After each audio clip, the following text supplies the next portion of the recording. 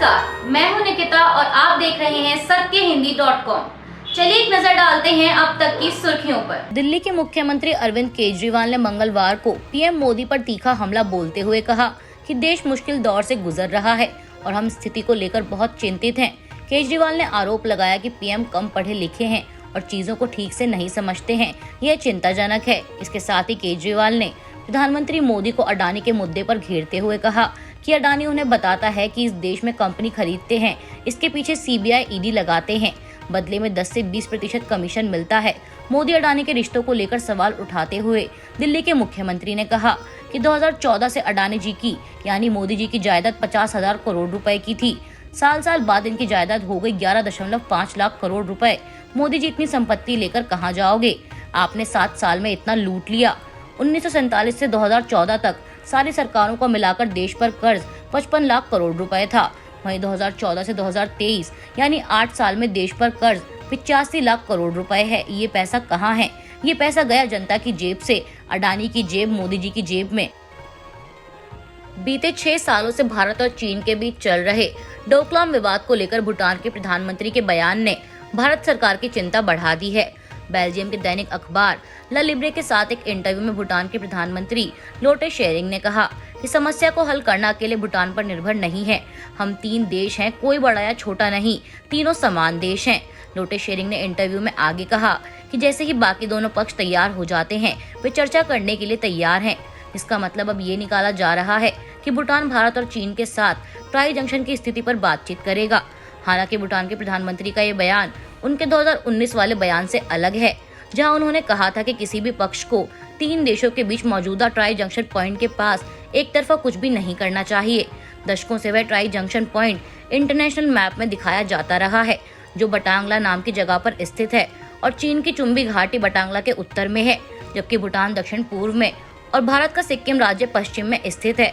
बता दें कि चीन चाहता है कि ट्राई जंक्शन को बटांगला से लगभग 7 किलोमीटर दक्षिण में माउंट चिपमोजी नाम की चोटी पर शिफ्ट किया जाए, ताकि पूरा डोकलाम पठार कानूनी रूप से चीन का हिस्सा बन जाए, मगर भारत इसका पुरजोर विरोध करता रहा है। राहुल गांधी की संसद की सदस्यता जाने को लेकर कांग्रेस लगातार हमलावर है और सड़क से लेकर संसद तक लोकसभा स्पीकर के इस फैसले को लोकतंत्र की हत्या बताते हुए उनके खिलाफ विरोध प्रदर्शन कर रही है। सूत्रों की माने तो कांग्रेस और बाकी विपक्षी दल लोकसभा स्पीकर ओम बिरला के खिलाफ अविश्वास प्रस्ताव लाने पर विचार कर रहे हैं। कांग्रेस सूत्रों का कहना है कि ओम बिरला के खिलाफ ये अविश्वास प्रस्ताव सोमवार यानी 3 अप्रैल को ला सकती है। बता दें, अविश्वास प्रस्ताव लाने के लिए 50 सदस्यों का समर्थन चाहिए, जो विपक्षी दलों के पास है, लेकिन अविश्वास प्रस्ताव लाने के लिए सदन का चलना भी जरूरी है, जो मौजूदा हालातों में नजर नहीं आ रहा है। विपक्षी दल राहुल को बोलने ना दिए जाने, उनकी आवाज दबाने और सूरत कोर्ट के फैसले के 24 घंटे के अंदर उनकी सदस्यता को अयोग्य ठहराने को लेकर ओम बिरला पर हमलावर हैं। 2005 में बहुजन समाज पार्टी के तत्कालीन विधायक राजूपाल हत्याकांड मामले के गवाह उमेश पाल अपहरण मामले में आज माफिया अतीक अहमद, दिनेश पासी और उसके वकील खान सोनत हनीफ को एमपी एमएलए कोर्ट ने दोषी ठहराते हुए तीनों को आजीवन कारावास की सजा सुनाई है और साथ ही तीनों पर 5-5 हजार रुपए का जुर्माना भी लगाया है। वहीं अतीक के भाई अशरफ उर्फ खालिद अजीम सहित 7 अभियुक्तों को कोर्ट ने सबूत के अभाव में बरी कर दिया है। अतीक और अशरफ की आज कोर्ट में पेशी को मद्देनजर रखते हुए दोनों को कड़ी सुरक्षा के बीच प्रयागराज लाया गया था। अतीक अहमद पर राजूपाल हत्याकांड मामले के गवाह उमेश पाल की भी पिछले महीने हुई हत्या का आरोप है। बता दें, उमेश पाल और उसकी सुरक्षा में तैनात 2 पुलिस कर्मियों की 24 फरवरी को प्रयागराज में गोली मारकर हत्या कर दी गई थी। छत्तीसगढ़ के कोयला घोटाले में दर्ज मनी लॉन्ड्रिंग के मामले में आज ईडी ने रायपुर और भिलाई समेत कुल 15 जगहों पर छापेमारी की। मामले से जुड़े कांग्रेस पार्टी के छत्तीसगढ़ के कोषाध्यक्ष रामगोपाल अग्रवाल के साथ ही जेल में बंद सुनील अग्रवाल के यहाँ भी छापेमारी हो रही है। बता दें, छत्तीसगढ़ की राजधानी रायपुर में हुए कांग्रेस अधिवेशन से कुछ दिन पहले ही ईडी ने कोयला लेवी धन शोधन मामले में 20 फरवरी 2023 को भी छत्तीसगढ़ में छापा मारा था। कोयला लेवी धन शोधन के बारे में बताया जाता है कि वरिष्ठ नौकरशाहों, व्यापारियों, राजनीतिक नेताओं और बिचौलियों से जुड़े गिरोह द्वारा छत्तीसगढ़ में प्रत्येक टन कोयला ढुलाई पर 25 रुपए की अवैध उगाही की जा रही थी। राहुल गांधी की संसद की सदस्यता रद्द होने के बाद लोकसभा की समिति ने उनको 1 महीने के अंदर उनका बंगला खाली करने का नोटिस दिया है। वहीं राहुल को बंगला खाली करने का नोटिस मिलने के बाद कांग्रेस अध्यक्ष मल्लिकार्जुन खड़गे ने कहा कि अगर राहुल चाहें तो वह मेरे घर आ जाएं, मैं उनके लिए अपना बंगला खाली कर दूंगा।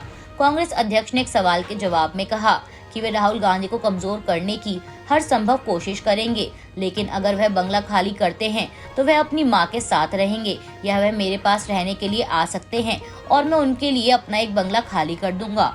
कांग्रेस अध्यक्ष ने आगे कहा, मैं उनको डराने, धमकाने और अपमानित करने के सरकार के रवैये की निंदा करता हूं। यह तरीका अच्छा नहीं है। खड़गे ने कहा कि कभी कभी हम 3-4 महीने बिना बंगले के रहते हैं। मुझे मेरा बंगला 6 महीने बाद मिला। यह लोग दूसरों को नीचा दिखाने के लिए ऐसा करते हैं और मैं उनके ऐसे रवैये की निंदा करता हूं। आपको बता दें कि राहुल गांधी को पिछले हफ्ते लोकसभा की सदस्यता से अयोग्य ठहराए जाने के बाद लोकसभा की आवास संबंधी समिति ने इस संबंध में फैसला किया और इसके बाद निचले सदन के सचिवालय ने कांग्रेस नेता को 12 तुगलक लेन स्थित सरकारी बंगला खाली करने का नोटिस भेजा। राहुल गांधी और अडानी मुद्दे पर आज फिर कांग्रेस का ब्लैक डे प्रोटेस्ट जारी रहेगा। आपको बता दें, कांग्रेस सांसदों ने सोमवार को काले कपड़े पहनकर जो ब्लैक प्रोटेस्ट किया था उसे आज भी जारी रखने का ऐलान किया गया है। पहले अडानी पर जेपीसी की मांग और अब राहुल गांधी की सदस्यता खत्म किए जाने पर कांग्रेस के साथ साथ पूरा विपक्ष संसद के दोनों सदनों को चलने नहीं दे रहा है। ऐसे में माना जा रहा है कि विपक्षी सांसद दोनों सदनों में आज भी हंगामा कर सकते हैं, क्योंकि सोमवार शाम को कांग्रेस अध्यक्ष मल्लिकार्जुन खड़गे के आवास पर हुई 18 विपक्षी दलों की बैठक में जो रणनीति तय की गई है उसमें अडानी मुद्दे पर जेपीसी की मांग को लेकर विरोध प्रदर्शन जारी रखने का फैसला हुआ है। वहीं राहुल गांधी को संसद की सदस्यता से अयोग्य करार दिए जाने के खिलाफ कांग्रेस आज देश भर के 35 शहरों में एक साथ प्रेस कॉन्फ्रेंस कर बीजेपी पर कड़ा हमला बोलने की तैयारी में है।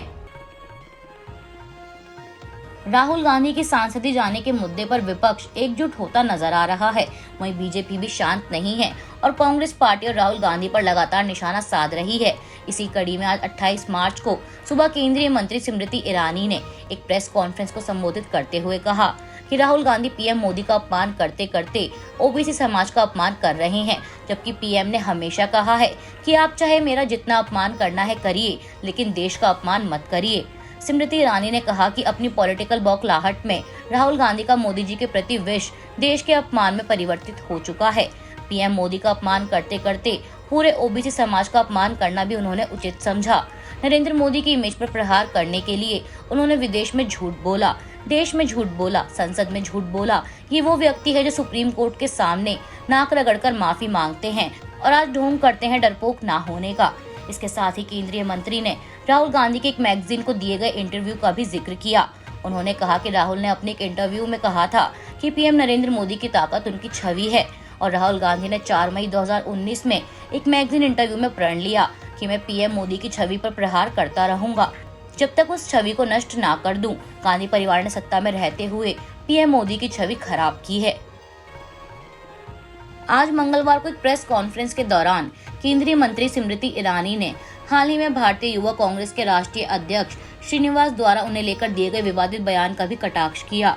आपको बता दें कि श्रीनिवास ने अपने बयान में कहा था कि स्मृति ईरानी गूंगी बहरी हो गई हैं।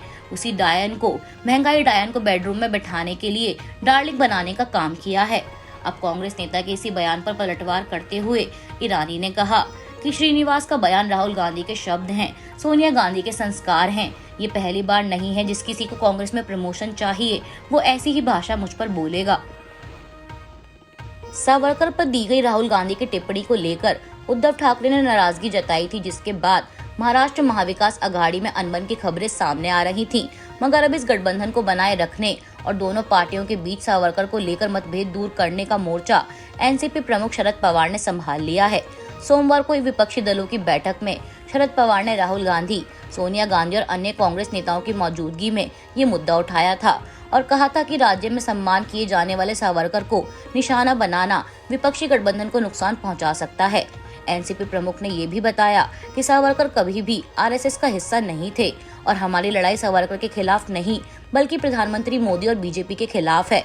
अब ऐसे में माना जा रहा है कि सावरकर पर हमले न करने की बात पर कांग्रेस और अन्य विपक्षी दलों के बीच सहमति बन गई है।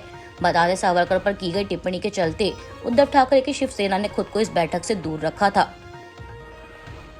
महाराष्ट्र के पूर्व मुख्यमंत्री उद्धव ठाकरे, उनके बेटे आदित्य ठाकरे और करीबी संजय राउत के खिलाफ शिंदे सरकार के सांसद राहुल रमेश शेवाले ने मानहानि के मामले में याचिका दायर की है, जिसके बाद दिल्ली हाई कोर्ट ने उन्हें तलब किया है।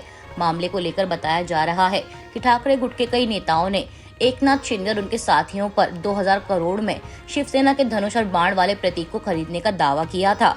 इसके बाद शिंदे गुट के नेता राहुल रमेश ने अपनी याचिका में मांग की थी कि उद्धव ठाकरे और उनके नेताओं पर ऐसी टिप्पणियां करने से रोक लगाई जाए।